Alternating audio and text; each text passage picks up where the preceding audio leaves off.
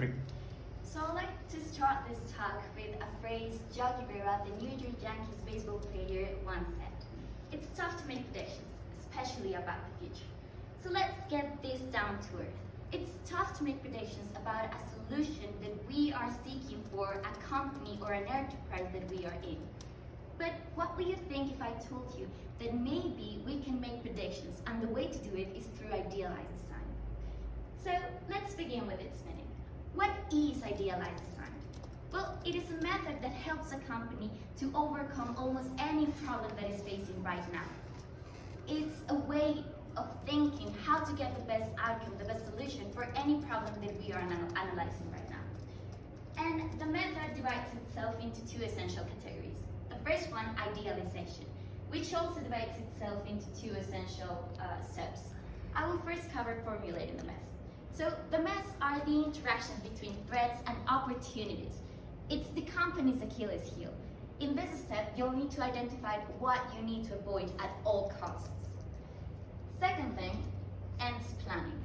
As the best Barbie quote says, you can be whatever you want to be. So in this step, you'll need to imagine what the system or what the company would be if it could be anything.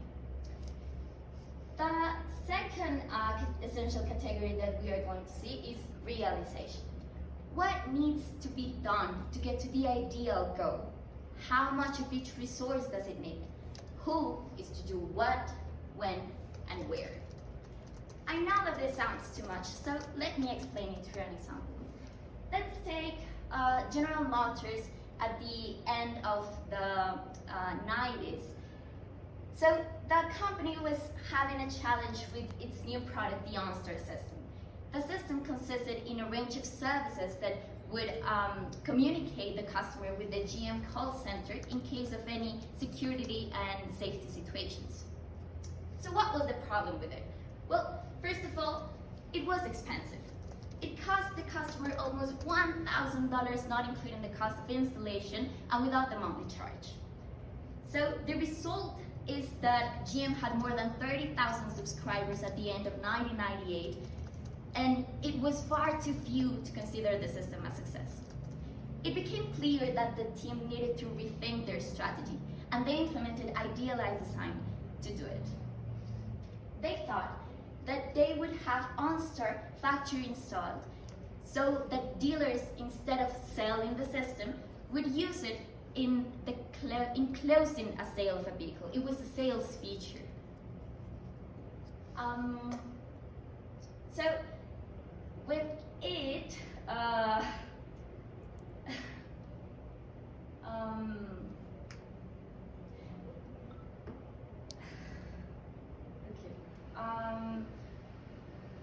so they started to implement the system, and the way to do it was that they implemented cellular service. They wanted to deliver a broad array of safety, security, and information services that in a way that it would be appropriate for like different situations the customer had. They wanted the system to be high touch, which means that it would involve personal attention, and it also involves service from the company. And the last but not least feature was that they would share the information with other companies so that third-party developers will start to implement the system, and they would create applications to align to the OnStar hardware. So what was the outcome of this example? Well, the team failed in full implementation, but they achieved enough success to prove that the project was feasible and that it would increase the revenue from OnStar. So, not far enough, more automakers like Honda, Subaru, and Audi started to implement the system. So, now that we have seen that idealized design focus on the advantages that we have today instead of focusing on the problems and constraints that we are facing, we can make problems more feasible for the future. To conclude, I think we have seen the key steps of idealized design, the process, and how this plays out in the real world.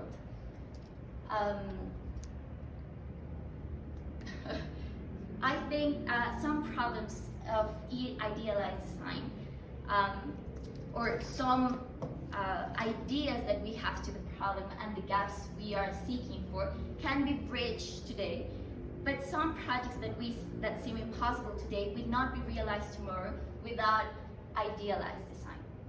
So this is an invite for us to let's just like predict about the future and see what the future idealization of our goals have in the problems that we are facing right now. Thank you.